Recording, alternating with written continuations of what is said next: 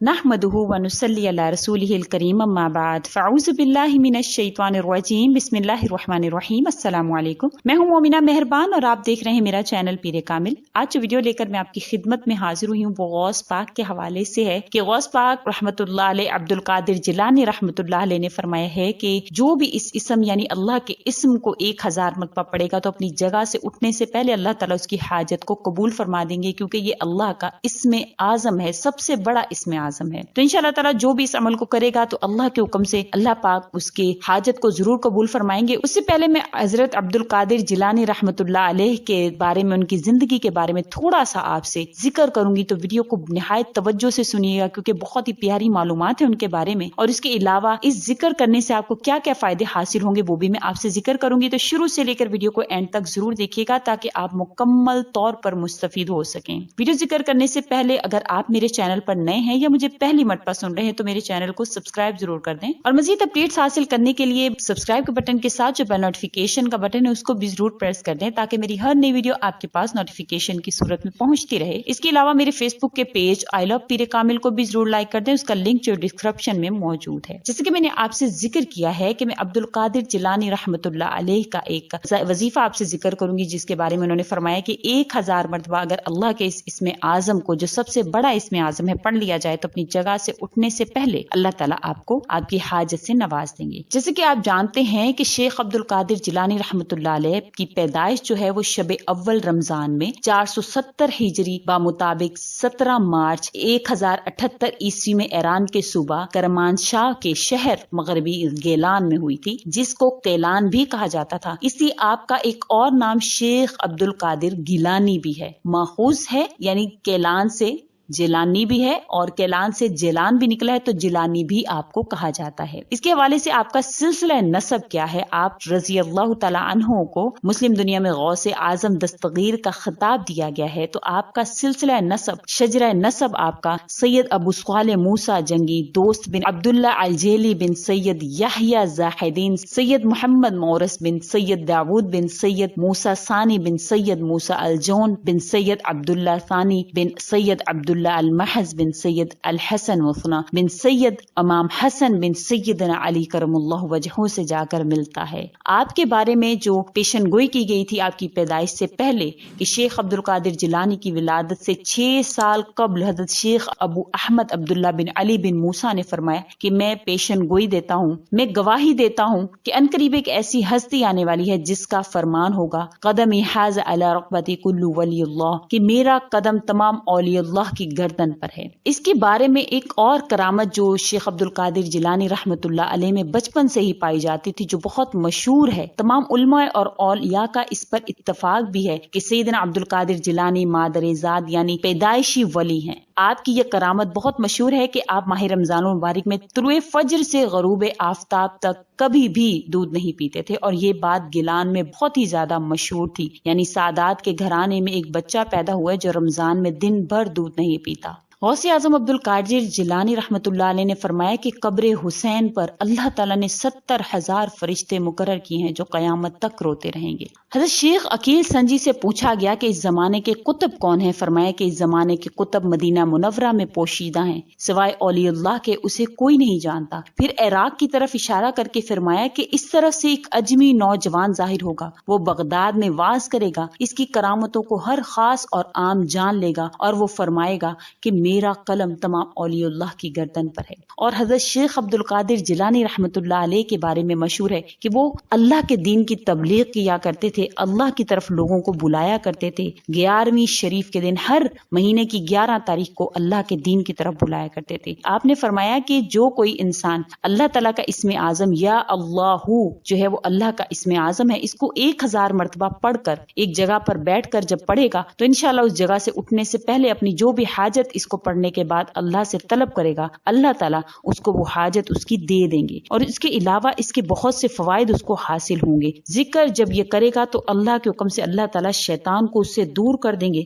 और शैतान की कुव्वत को तोड़ देंगे। अल्लाह ताला की खुशनुदी का सबब बनेगा। दिल से अल्लाह ताला फिक्र और गम को दूर कर देंगे। दिल में फरहत और सुरूर अल्लाह ताला पैदा फरमाएंगे। बदन को और दिल को कुव्वत मिलेगी। चेहरा और दिल मुनव्वर हो जाएगा। रिज्क को ये जिक्र जो है वो खींच कर लाता है। ذکر کرنے والے کو اللہ تعالیٰ حلاوت کا لباس پہناتے ہیں، اس کو دیکھنے سے لوگوں پر اس کا روب پڑتا ہے اور دیکھنے والے کو حلاوت نصیب ہوتی ہے۔ اللہ تعالیٰ کی محبت انسان کے اندر پیدا ہو جاتی ہے، اللہ تعالیٰ اس کے روح تک کی اصلاح فرما دیتے ہیں، سعادت اور نجات کا مدار اللہ تعالیٰ اس کو بنا دیتے ہیں۔ ذکر سے اللہ تعالیٰ کا مراقبہ نصیب ہوگا۔ جو بھی مرتبہ احسان تک پہنچنا چاہتا ہے تو اس کو چاہیے کہ اللہ تعالیٰ کا ذکر کرے، کیونکہ صوفیاء کرام کا بھی یہی معمول رہا کہ وہ اللہ کے ذکر میں مشغول ہو کر اللہ سے اپنے تمام تر رواتب قائم کرتے تھے، اللہ سے اپنا تعلق قائم کرتے تھے۔ اللہ کی طرف جو بھی ذکر کرے گا اس کا اللہ کی طرف رجوع پیدا ہوگا، جس سے رفتہ رفتہ یہ نوبت پیدا ہوگی کہ اللہ تعالیٰ اپنی ذکر کی وجہ سے ہر مصیبت سے اس کو نجات عطا فرمائیں گے۔ اللہ تعالیٰ کا قرب پیدا ہوگا، جتنا ذکر میں اضافہ ہوگا اتنا ہی قرب میں اللہ کے قرب میں اضافہ ہوگا۔ اللہ تعالیٰ اس پر معرفت کے دروازوں کو کھول دیں گے۔ اللہ تعالیٰ کی بارگاہ میں انشاءاللہ تعالیٰ سرخ روح ہوگا، دل اور روح کی روزی بن جائے گا اس کا ذکر۔ ان دنوں میں اگر آپ کو روزی نہ ملے تو ایسا ہے کہ جیسے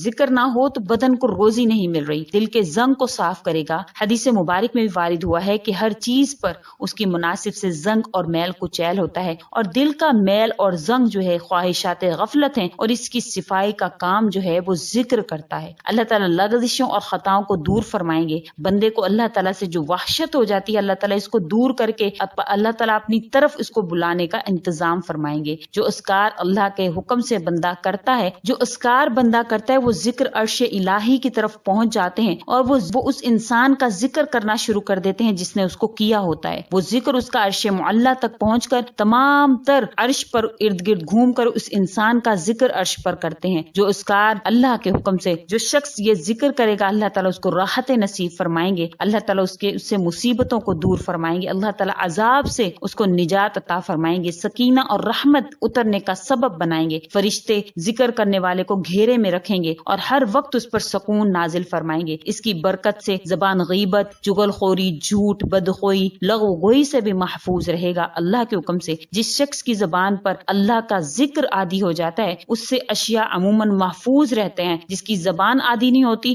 وہ ہر طرح کی لغویات میں اللہ اس کو غیبت، چوری، چغل خوری، جھوٹ، بدخوئی میں مبتلا کر دیتے ہیں۔ جو اللہ کے ذکر میں مشغول رہے گا ان تمام تر برائیوں سے محفوظ رہے گا، انشاءاللہ تعالیٰ قیامت کے دن حسرت سے محفوظ رہے گا۔ اس کے لیے اللہ تعالیٰ قیامت کے دن بھی سکون مہیا فرمائیں گے انشاءاللہ تعالیٰ۔ ذکر کی وجہ سے تنہائی میں رونا بھی، اللہ کے آگے رونا بھی نصیب ہوگا۔ اللہ تعالیٰ میدان حشر میں بھی اللہ کے سایہ کے نیچے ہوگا۔ ذکر میں مشغول رہنے کی وجہ سے جو وہ دعائیں نہیں مانگ پائے گا اللہ وہ بھی اس کی دعائیں بغیر مانگے اس کی دعاؤں کو قبول فرمائیں گے۔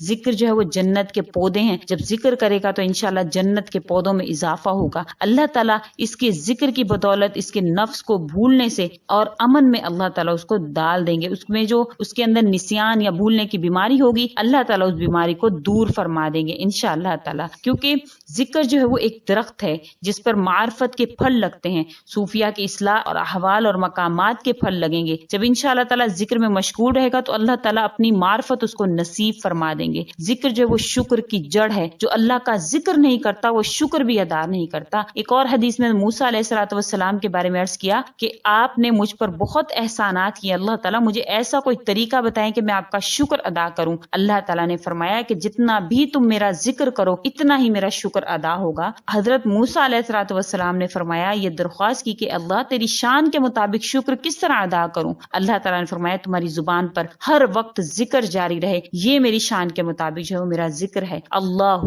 کا ذکر جو ہے بہت ہی بڑا ذکر ہے، اسم اعظم ہے، سب سے بڑا اسم اعظم ہے۔ تو انشاءاللہ تعالیٰ اس کو آپ کریں گے، دنیا بھی آپ کی سنور جائے گی، تمام حاجات بھی پوری ہوں گی۔ غوث پاک کے کہنے کے مطابق انشاءاللہ 1000 مرتبہ جب آپ اس کو پڑھ لیں گے تو اللہ کے حکم سے نفاق بھی دل سے دور ہوگا، برائیاں بھی دل سے دور ہوں گی، انشاءاللہ لذت بھی اس ذکر کی محسوس ہوگی اور اللہ کی قربت بھی نصیب ہوگی اور حاجات بھی اللہ پاک پوری فرمائیں گے۔